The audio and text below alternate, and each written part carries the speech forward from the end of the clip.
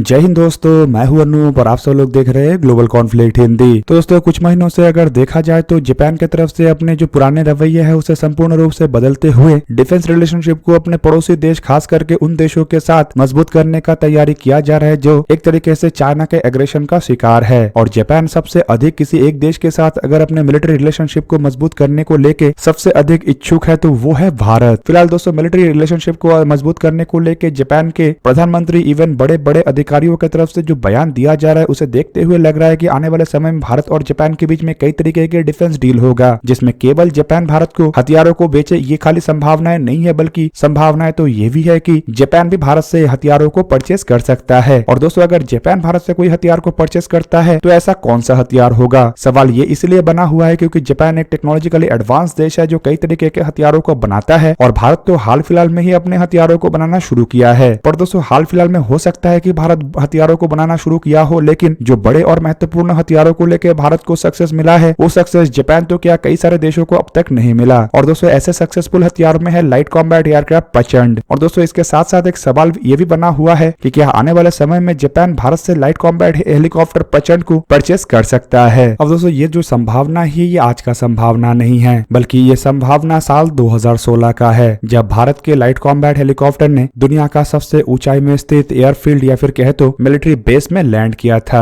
करीबन 4800 मीटर की ऊंचाई में स्थित सियाचिन ग्लेशियर में जब लाइट कॉम्बैट हेलीकॉप्टर ने फुल पेलोड के साथ लैंड किया और वहां से फिर टेक ऑफ किया, तभी कुछ रिपोर्टों में दावा किया गया कि जापान के द्वारा भी भारत के लाइट कॉम्बैट हेलीकॉप्टरों को लेकर इंटरेस्ट दिखाया जा रहा है। हालांकि दोस्तों उस दरमियान लाइट कॉम्बैट हेलीकॉप्टरों के ट्रायल ही चल रहा था और इंडियन आर्म फोर्सेस में इन हेलीकॉप्टरों को ऑपरेशनली शामिल नहीं किया गया था, जिस कारण एक तरीके से आप कह सकते हैं कि उस दरमियान ना भारत ने जापान के साथ डिफेंस डीलों को लेकर चर्चा को आगे बढ़ाया और ना ही जापान की तरफ से उस तरीके से अपने इंटरेस्ट को लेकर भारत के साथ बातचीत किया गया। पर दोस्तों जब भारत के द्वारा ये लाइट कॉम्बैट हेलीकॉप्टर प्रचंड को इस साल इंडियन आर्मी और इंडियन एयरफोर्स दोनों में ही ऑपरेशनली शामिल किया गया तो इन हेलीकॉप्टरों के एक्सपोर्ट के स्कोप बढ़ने लगा। रिपोर्ट के मुताबिक कई सारे देशों के द्वारा भारत के लाइट कॉम्बैट हेलीकॉप्टरों को लेकर इंटरेस्ट दिखाया जा चुका है और उन देशों की तरफ से इन हेलीकॉप्टरों के परफॉर्मेंस के साथ साथ इन हेलीकॉप्टरों के जानकारियों को भी हासिल किया जा रहा है ताकि वो देश ये जान सके कि ये हेलीकॉप्टरों को परचेस करने के बाद उन्हें किस तरीके का बेनिफिट मिलेगा। बेसिकली दोस्तों ऐसे देशों में एशिया के देश से शुरू करके मिडिल ईस्ट के देश, इवन बताया ये भी जा रहा है कि अफ्रीका और दक्षिण अमेरिका के देशों के द्वारा भी भारत के इन हेलीकॉप्टरों को लेकर इंटरेस्ट दिखाया जा रहा है। पर इन सभी देशों से पहले साल 2016 में पहली बार खबर आया था कि इन हेलीकॉप्टरों के हाई ऑल्टीट्यूड कैपेबिलिटी को देखते हुए जापान इन हेलीकॉप्टरों को लेकर काफी अधिक इंटरेस्टेड है। पर दोस्तों अगर उस दरमियान के खबर को हम एक तरीके से सही भी माने तब भी सवाल बना हुआ है कि हाई ऑल्टीट्यूड कैपेबिलिटी के हेलीकॉप्टरों को असल में जापान को क्यों चाहिए। बेसिकली अगर देखा जाए तो जापान के क्षेत्र में इस तरीके की जगह है ही नहीं जहां पे इतने ऊंचाई में कोई लड़ाई होने का संभावनाएं हो, तो जापान ऊंचाई वाले हेलीकॉप्टरों को क्यों चाहता है। हालांकि दोस्तों इस सवाल का तो जवाब किसी के पास भी नहीं है और इसका जवाब केवल मात्र जापान के ही मिलिट्री प्लानरों की तरफ से दिया जा सकता है, क्योंकि उनके द्वारा अगर हाई ऑल्टीट्यूड कैपेबिलिटी के हेलीकॉप्टरों को लेकर सोच विचार रखा जा रहा है तो ऑब्वियसली कुछ ना कुछ रीजन होगा। पर दोस्तों अगर जापान भारत के साथ मिलिट्री रिलेशनशिप को मजबूत करना चाहता है तो ऑब्वियसली डिफेंस डील होगा और यह डिफेंस डील केवल मात्र एक तरफा नहीं होगा, मतलब भारत के द्वारा ही जापान से हथियारों को परचेस नहीं किया जाएगा बल्कि जापान भी भारत से हथियारों को परचेस करेगा। अब यहाँ पे जो सवाल बना हुआ है वो है कि भारत ऐसा कौन कौन सा हथियारों को बनाता है जो जापान को आवश्यक हो सकता है। लाइट कॉम्बैट एयरक्राफ्ट जैसे एयरक्राफ्टों का आवश्यकता जापान को नहीं होगा क्योंकि जापान अपने बेड़े में 5th जनरेशन के फाइटर एयरक्राफ्टों को शामिल कर रहा है। इवन जापान अब 6th जनरेशन के एयरक्राफ्टों का भी डेवलपमेंट कर रहा है। दूसरी तरफ नेवी के जहाजों की भी जापान को आवश्यकता नहीं होगा क्योंकि जापान खुद ही अपने जहाजों को बनाता है और दोस्तों एक समय था जब जापान को नेवल सुपर पावर कहा जाता था। बाकी रहा आर्मी का हथियार, तो दोस्तों जापान के व आर्मी के भी इस तरीके के हथियारों का आवश्यकता नहीं है जैसे कि टैंक, आर्टिलरी, क्योंकि इस तरीके के हथियारों को भी जापान बनाता है। पर अगर अटैक हेलीकॉप्टरों को देखा जाए तो जापान की तरफ से अटैक हेलीकॉप्टरों का निर्माण नहीं किया जाता है और जापान जिन हेलीकॉप्टरों का इस्तेमाल करता है वो बेसिकली अमेरिकन ओरिजिन हेलीकॉप्टर है जिनमें अपाचे से शुरू करके ब्लैक हॉक और चिनूक तक शामिल है। अब दोस्तों दूसरी तरफ अगर लाइट कॉम्बैट हेलीकॉप्टर प्रचंड को देखा जाए तो ये एक हल्के वजन का हेलीकॉप्टर है जो अपाचे के जैसे भारी भरकम हथियारों को तो कैरी नहीं कर सकता, लेकिन अपाचे के जैसे संख्या में सेम एयर टू ग्राउंड मिसाइलों को कैरी कर सकता है। इवन दोस्तों ये प्रचंड हेलीकॉप्टर में कई तरीके के आधुनिक एवियोनिक्स का इस्तेमाल किया गया है जो इस कैटेगरी के अन्य कई हेलीकॉप्टरों में नहीं देखा जा सकता।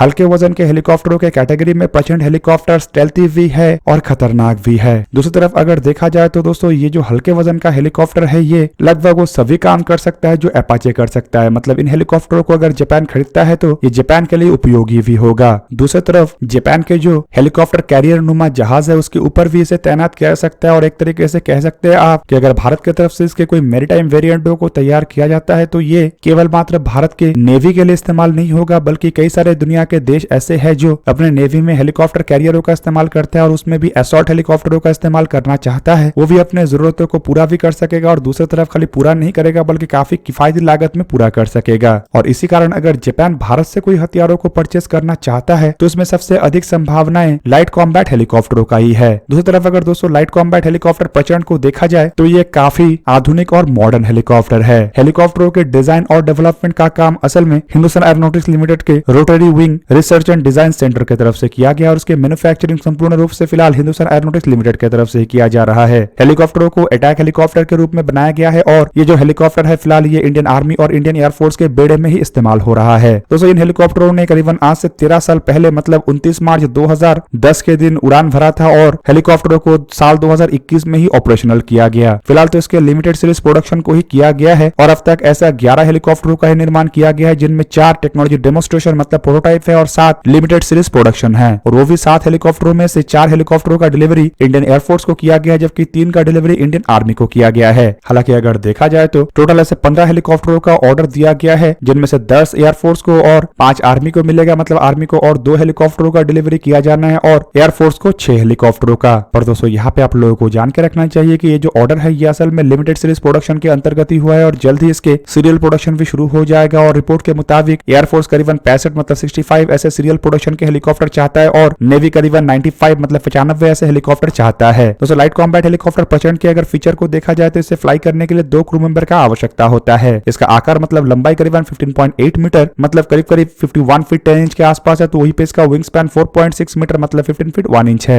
इसका हाइट 4.7 मीटर मतलब 15 फीट 5 इंच है। तो वहीं पे इसके एम्प्टी वेट 2250 किलोग्राम है। Maximum take off weight 5800 kilogram है और इसके पेलोड क्षमता करीबन 1750 किलोग्राम के आसपास है। दोस्तों इस वजन के साथ लाइट कॉम्बैट हेलीकॉप्टर दुनिया के सबसे हल्के अटैक हेलीकॉप्टरों में से एक है। हेलीकॉप्टर में 2 शक्ति 1H1 इंजनों का इस्तेमाल किया गया है जो कि टर्बोशाफ्ट इंजन है और दोस्तों ऐसे इंजनों का जो क्षमता है वो 1000 से लेके 1500 किलोवाट है, मतलब करीब करीब 1400 से लेकर 2000 हॉर्स पावर के आसपास है। हेलीकॉप्टर के जो रोटेटर है उसके डायमीटर भी करीबन 13.2 मीटर मतलब 43 फीट 4 इंच के आसपास है। हेलीकॉप्टर के अगर परफॉर्मेंस को देखा जाए तो इसके maximum speed 268 kilometre per hour के आसपास है जबकि इसके never exceeded speed 330 kilometre per hour है। फुल वेपन पेलोड के साथ हेलीकॉप्टर के रेंज 550 किलोमीटर है। तो वहीं पे इसकी एंड्योरेंस 3 आवर 10 मिनट है। हेलीकॉप्टर के सर्विस सीलिंग मतलब ऊंचाई में जाने का क्षमता 6500 मीटर मतलब 21,300 फीट है। और दोस्तों आपको जान के हैरानी होगा कि इतने ऊंचाई तक एपाचे जैसे ताकतवर हेलीकॉप्टर भी नहीं जा सकता। एपाचे तो क्या दुनिया का कोई भी हेलीकॉप्टर इतने ऊंचाई तक नहीं जा सकता और अटैक हेलीकॉप्टरों का तो सर्विस सीलिंग कभी इतना होता ही नहीं है। हेलीकॉप्टर के रेट ऑफ क्लाइम मतलब ऊपर की तरफ जाने का रफ्तार को अगर देखा जाए तो ये 12 मीटर पर सेकंड मतलब 2400 फीट पर मिनट है। हेलीकॉप्टर में इस्तेमाल होने वाले हथियारों को देखा जाए तो इसमें एक 20 मिलीमीटर के M621 कैनन का इस्तेमाल किया गया और वो भी नेक्स्टर के THL-20 टॉरेट के साथ। हालांकि इसके अलावा इसमें 4 हार्ड पॉइंट है जिसके सहारे ये हेलीकॉप्टर 12 लेजर गाइडेड रॉकेट या फिर 8 Mistral air to air missile या 16 ध्रुवस्त्र एंटी टैंक गाइडेड मिसाइलों को कैरी कर सकता है। हालांकि इसके अलावा इन हार्ड पॉइंटों में प्रिसीजन गाइडेड म्यूनिशन के रूप में DRDO के द्वारा बनाया हुआ हाई स्पीड लो ड्रैग सैनिक 250 बॉम्ब, कुछ क्लस्टर म्यूनिशन, कुछ unguided bomb, even 2 pre fragmented bombs को भी लगाया जा सकता है। इन हार्ड पॉइंट में ग्रेनेड लॉन्चरों को भी लगाया जा सकता है और एडिशनल गन पॉड्स को भी लगाया जा सकता है। हेलीकॉप्टर के अगर एवियोनिक्स को देखा जाए तो इसमें एलविड के compass, opto electronic suite, missile approach warning system, Saab के radar and laser warning system, chaff और फ्लेयर सिस्टम का भी इस्तेमाल किया गया है। तो दोस्तों ये था आज का वीडियो। अगर आपको वीडियो अच्छा लगा तो लाइक कीजिए और मेरे चैनल को सब्सक्राइब कीजिए और साथ में बना हुआ बेल आइकन को प्रेस कर दीजिए ताकि आप मेरा वीडियो देख पाए सबसे पहले। जय हिंद।